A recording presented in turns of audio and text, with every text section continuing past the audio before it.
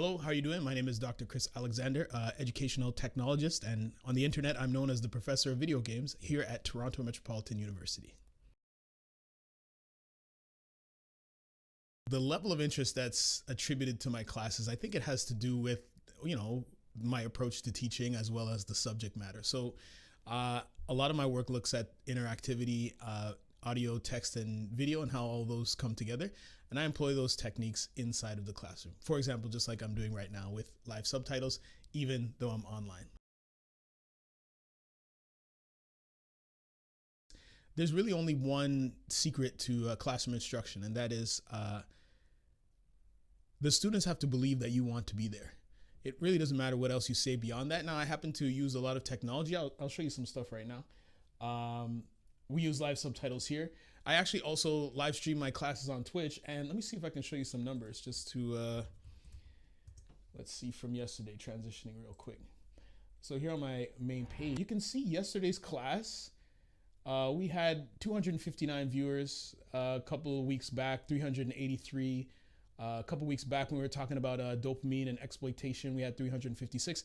So part of accessibility for me is not only subtitles live in lecture, but also accessibility from wherever students are. So the challenges, I love facing them head on, mostly because I'm excited to make new modes of learning. Well, not really new, but different modes of learning for students, whether they're in person and or away.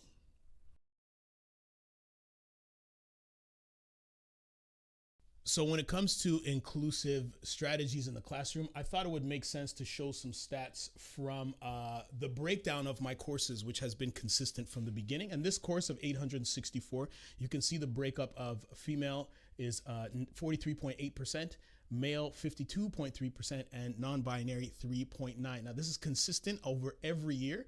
And I love to talk about inclusivity just by showing the numbers. These are the folk that feel included in a class of 864.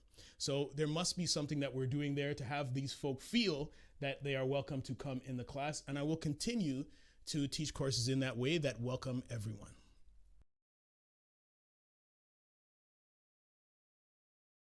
So I think one misconception about academia is that it's all one person doing it by themselves. I don't believe that to be true for anybody on this planet. And so I try to create those classrooms that also say the same thing. For example, every week we spin a wheel that students voluntarily put their names on to decide who's going to deconstruct. It's called Think Aloud Protocol. Play a game live while we deconstruct the theory of the week, right? Everybody's excited because we don't know who's going to get selected. And when they're welcomed on stage, we ask who they are, what their superpower is, / what discipline they're in school for, and everybody applauds them. This is already setting a standard in terms of, you know what, you're going to have to work with other people. And in fact, we encourage it in the classroom. Even our TAs, they're from different faculty. And so the idea here is to just emulate the real world. There's no like set of computer scientists that just spend their lives with computer scientists. Well, it does happen sometimes, let's be clear, but not all the time. They're usually connecting with other disciplines. So we try to emulate that via the course and the way it's structured.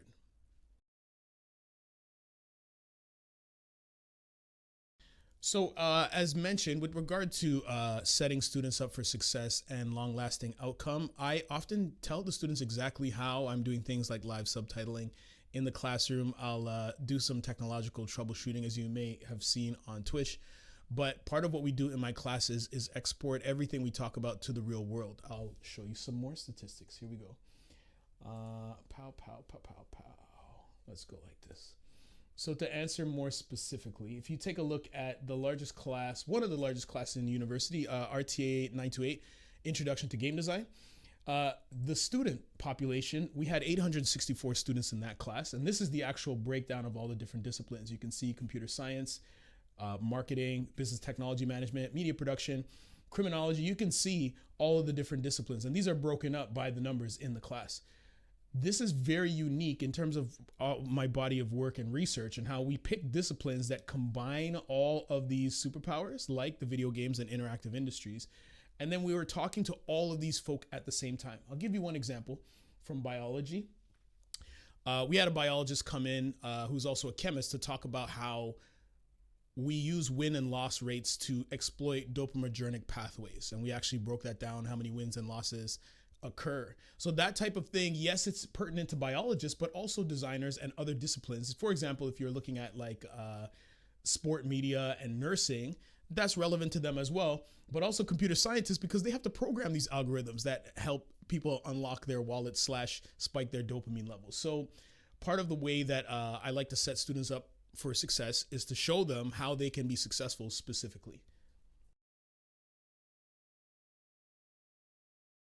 The way that technology has allowed me to enhance the student experience is very simple. You're seeing live subtitles right now. If you take a look at the Twitch streams, they look exactly like this, but I'm on stage, meaning that students in the theater are seeing what I'm saying in real time, as well as we have GAs and academic assistants who are following with the camera to give them that live in-studio experience, whether they're here or at home. And the idea here is to use technology for people to feel connected to the class regardless of where they are. I also use artificial intelligence to do full transcriptions of all of my classes. So let me show you. I use an application called Transitioning, Coconote, not Coconut, Coconote. And this is yesterday's class, 2 hours and 12 minutes. And you can see, I'm not sure if you can hear this. This is week 9 of game design. We're talking about resemblance here in the Coconote. Let's go. And so you have the ability to listen to the entire class, the entire lecture. But what it does, it breaks down everything that was said into a single 8x11 sheet, talking about how games echo mechanics, style, narrative, and legal and industry dynamics. It summarizes the entire 3-hour class. So if folks miss it or they want to revisit what's going on, I'm doing the transcription myself. I'm not asking the students to use AI. I'm showing them, hey, I paid for this.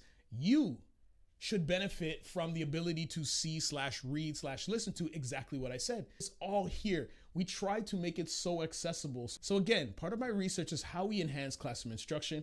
And what I'm demonstrating to you right now, I can actually share this. This link is shared weekly with students on D2L. And I'm so inspired by this work that currently I'm working on a learning management system that emulates, give me 1 second to pull it up, that emulates the classroom. And I'm calling it, let's see, here we go. It's called Profline. So it's an offline version of my classes for students to always stay connected. And if you go in, you'll look at the first course that I have here, the one that we're talking about here. Now, students don't know about this yet. You can see all of the assignments broken down by category, how much they're worth. This is all from of course, I don't know if you know, my PhD is in educational technology and curriculum development. So I'm actually obsessed with this kind of thing. So now we've built even links to all the lecture transcripts. We're in week 9, so that's where we're at right now. And then you also have a curriculum map, different things that I'm working on here in terms of building. And one of our AAs who works quite closely with me, Mae Fitzgerald, put together a student guide to help walk them through the course itself, okay? Specific things because she's been a TA for a while, and tips and tricks for every single assignment, even the due dates. So we're trying to build a model for how we think school can and should look in terms of accessibility, in terms of student resources, in terms of, hey, I just want to get quick answers on my phone. How do I do that? Hey, what happened in class? Oh, don't worry, it's on Twitch. That is my short but long answer to your question.